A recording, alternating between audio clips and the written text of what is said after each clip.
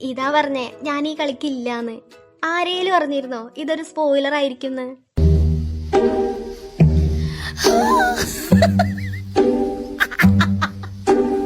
പിന്നെയും പിന്നെയും ഇവര് നമ്മളെ വട്ട് കളിപ്പിച്ചുകൊണ്ടിരിക്കുകയാണ്. നോർമൽ തിരിച്ചെഴുതി ലാംബ്രോൺ എന്നാക്കി. പിന്നെ നോർമൽ എംവിക്ക് കൊടുത്ത പ്രൊമോഷൻ സ്ട്രാറ്റജി ശരിക്കും ഒരു വെറൈറ്റി തോട്ട് തന്നെയായിരുന്നു. ദുരൂഹ സാഹചര്യത്തിൽ BTS മെമ്പേഴ്സിനെ ബാത്റൂമിൽ കണ്ടെത്തി.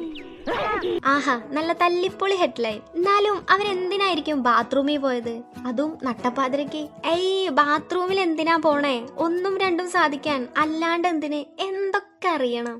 സംഭവം വേറൊന്നുമല്ല, നീല പച്ച മഞ്ഞ കുയിലുകൾക്കിട്ടൊരു കൊട്ടായിരുന്നു അത്. സാധാരണയായി BTS മെമ്പേഴ്സ് എവിടെ പോയി, ആരുടെ കൂടെ പോയി, എന്ത് കഴിച്ചു എന്നൊക്കെ നോക്കി നടന്ന് ഇല്ലാത്ത ഗോസിപ്പുകൾ പടച്ചിടുന്ന മീഡിയക്കാരുടെ അതേ ശൈലി അനുകരിച്ചുകൊണ്ട് അവർക്കിട്ടൊന്ന് ട്രോൾ ചെയ്ത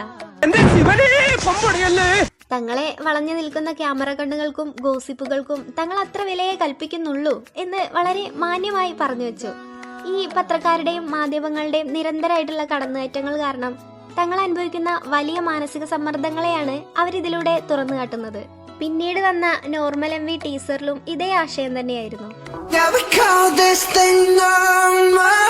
ടീസർ ഇറങ്ങി അടുത്ത സെക്കൻഡിൽ തന്നെ എത്തി ആർമീസിന്റെ വക നല്ല കലക്കൻ എഡിറ്റ്സ്.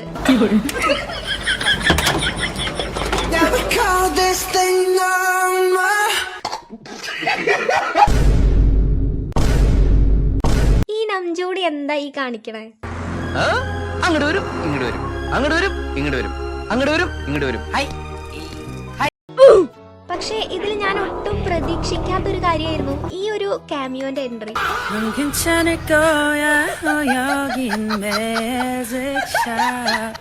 ഈ വെള്ളാട്ടപ്പോക്കരെ പോലെ ഇരിക്കുന്ന ജിമിൻഷി ഒട്ടുമിക്ക എല്ലായിടത്തും ഉണ്ട്. ഈയിടയ്ക്ക് ഒരു ഓറിയോ ബിസ്ക്കറ്റിന്റെ അൺബോക്സിംഗ് വീഡിയോയിലും കണ്ട് ഇതേ രൂപത്തിന്.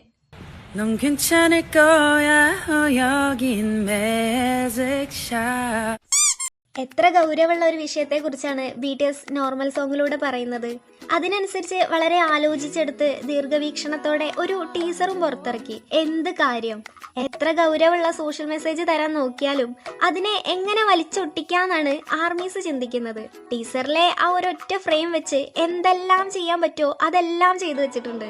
ചുരുക്കി പറഞ്ഞ BTS മണ്ട വർക്ക് ചെയ്ത് പോസ്റ്റും ടീസറും ഒക്കെ ഇറക്കിയത് വെറുതെ ആയി.